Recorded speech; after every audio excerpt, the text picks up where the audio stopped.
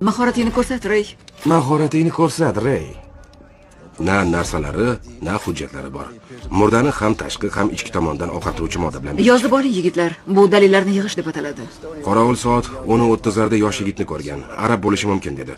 Qo'lida narsalari bo'lgan.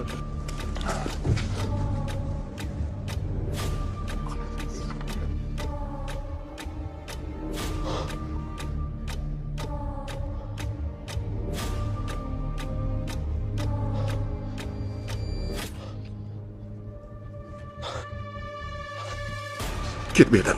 Ket. Na tur. U nimanidir aniqladi shekilli.